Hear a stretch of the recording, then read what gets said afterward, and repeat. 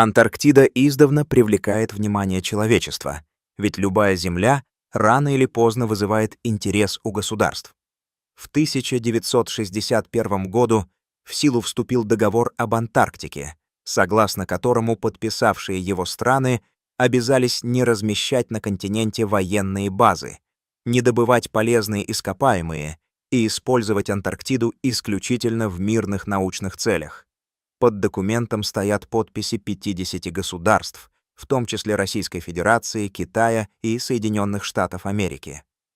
Срок действия договора истекает в 2048 году, и тогда вопрос о возможном территориальном делении Антарктиды, вероятно, вновь окажется в центре внимания международного сообщества. Ситуацию может усугубить глобальное потепление.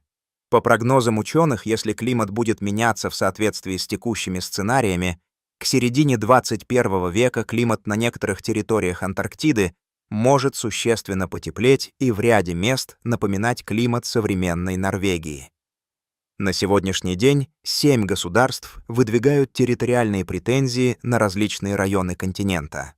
Каждая из них располагает собственными исследовательскими станциями, расположенными по материалу континента, в значительной степени разрозненно, поэтому выделить четкие национальные сектора практически невозможно. В окрестностях Южного полюса представители 30 стран ведут научную деятельность на более чем 70 станциях. Сезонная численность населения Антарктиды колеблется. Летом на континенте находится около 4000 человек, а зимой — примерно 1000. Если посмотреть на карту претензий, то легко заметить, что предполагаемые национальные сектора тянутся к полюсу меридианами. Особенно выделяется Антарктический полуостров.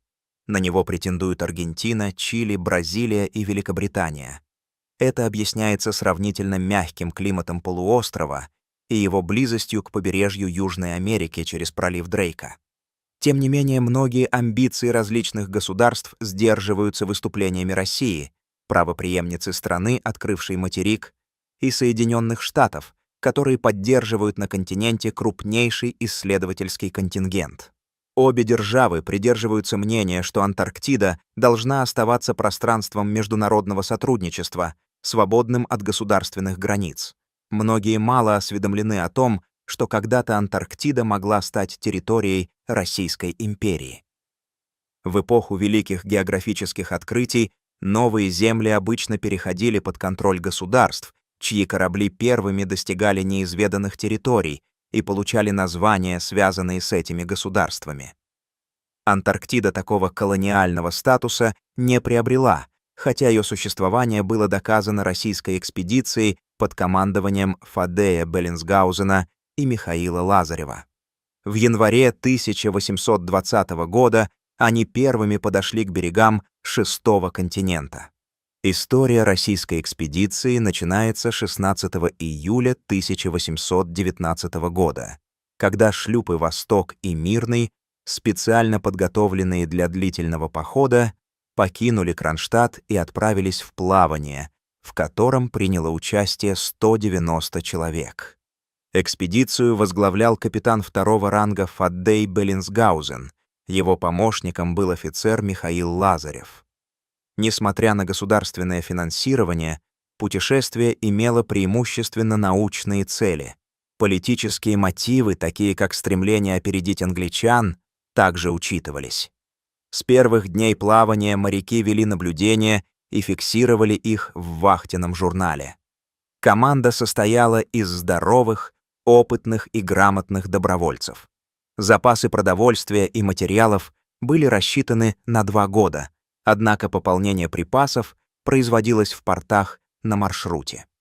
Одним из недостатков подготовки выступала разница в характеристиках судов. «Восток» был маневренным и быстрым, но менее прочным, тогда как «Мирный», перестроенный из ледокольного транспорта, лучше держался во льдах, но был медлительным.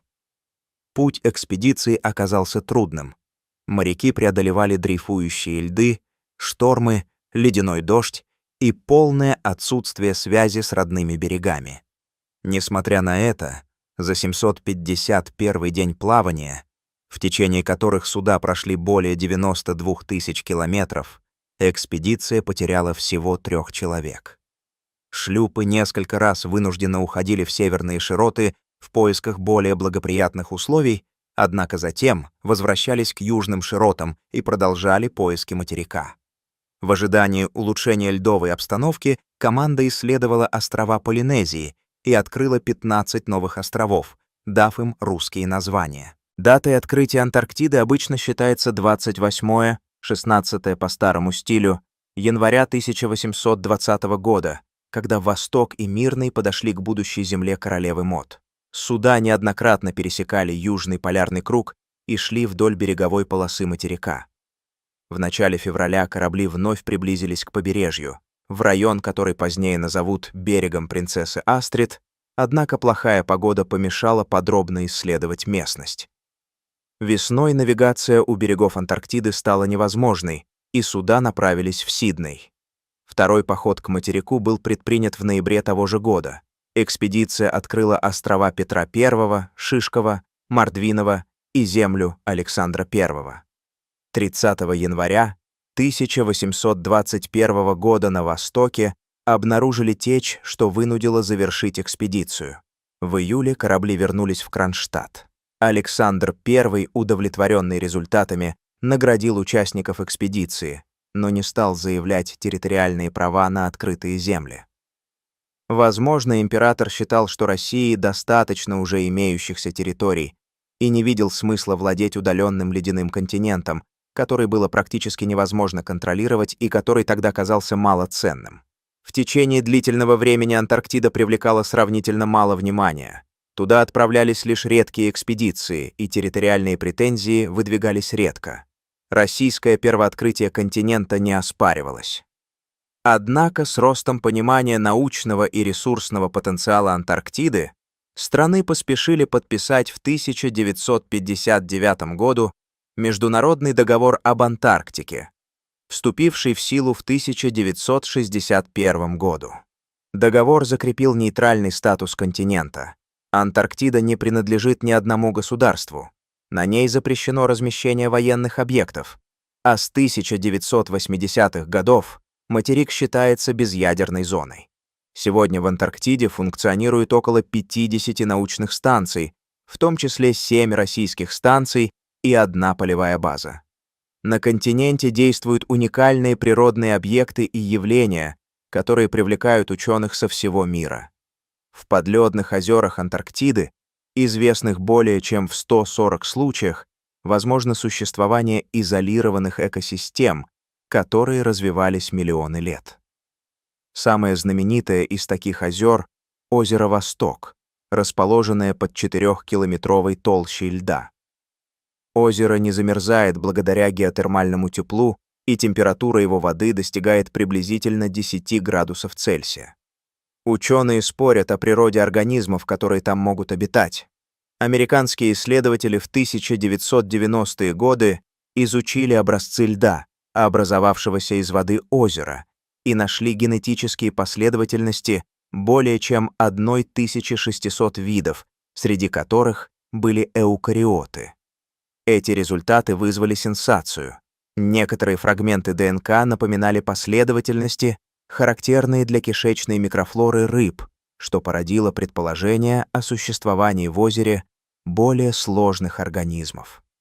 Российские ученые отнеслись к этим выводам с осторожным скептицизмом и указали на возможное загрязнение проб техническими жидкостями при бурении.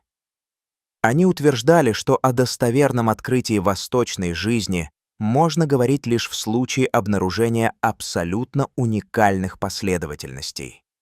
Тем не менее, в образцах была выявлена ДНК неизвестной бактерии, чьи гены отличаются примерно на 14% от известных последовательностей. Это свидетельствует о наличии уникальных микроорганизмов, хотя, по мнению ряда российских исследователей, наличие крупных рыбообразных организмов в подледных озерах маловероятно. Антарктида скрывает и другие геологические и природные особенности. Под толщей льда до 4 километров находится горный массив Гамбурцева, по масштабам сопоставимый с Альпами. Континент не имеет единой часовой зоны. Каждый обитатель и каждая экспедиция используют время своей страны или время страны оператора. Антарктида содержит около 70% пресной воды планеты, хотя при этом является самым сухим местом на Земле. Годовое количество осадков в ряде районов не превышает 18 миллиметров. В море Уэдделла зафиксирована одна из самых прозрачных вод на планете. Видимость в ней достигает 79 метров. Айсберги Антарктиды могут иметь огромные размеры. Один из крупнейших в истории достигал 295 километров в длину и 37 километров в ширину. У материка имеется собственный интернет-домен и телефонный код +672. В культурном контексте иногда упоминается и неофициальная валюта — антарктический доллар, используемый в шутливом ключе для обозначения сувенирных или символических платежей. Антарктида не полностью покрыта льдом. Существуют сухие долины Макмёрдо, где отсутствует снег и лед, поскольку сильные ветры способствуют испарению влаги. Условия в этих долинах настолько суровы, что НАСА использовала их для испытания аппаратов «Викинг», предназначенных для полетов на Марс. Ледниковый покров Антарктиды сформировался примерно 30-35 миллионов лет назад и за это время достиг толщины в несколько километров. В истории картографии встречаются изображения, на которых южный материк показан без ледяного покрова. Такие карты, например, карта Пири Рейса и карта Оронтеуса Финиуса 1531 года, породили гипотезы о возможных прошлых теплых периодах и даже о резких климатических сдвигах в позднем Средневековье и в начале Нового времени. Некоторые исследователи соотносят эти картографические свидетельства с хрониками о климатических катастрофах XVI века, отмечая такие события, как наводнение на Дунае в 1502-1508 годах и необычно холодные периоды в середине и начале XVI века. Эти свидетельства интерпретировались сторонниками идеи о резком сдвиге климатических условий и смещении полюсов. Однако подобные гипотезы не получили однозначного подтверждения в научном сообществе и остаются предметом дискуссий. На материку действуют вулканы, в том числе Эребус, самый активный вулкан Антарктиды, расположенный недалеко от маршрута к Южному полюсу. На континенте также обнаружены крупные структуры, связанные с древними ударами небесных тел. По одной из оценок, в Антарктиде находится кратер диаметром порядка 482 километров, образовавшийся сотни миллионов лет назад.